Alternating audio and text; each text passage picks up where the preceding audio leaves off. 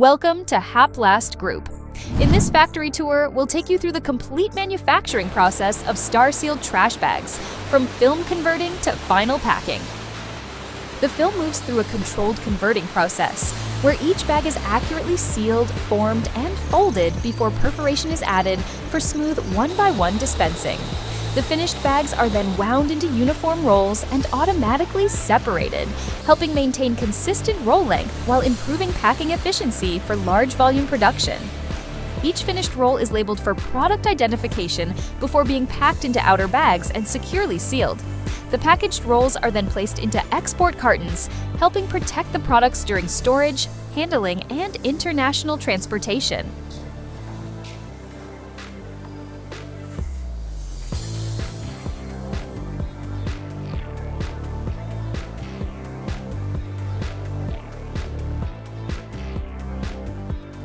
Orders are prepared for shipment every day.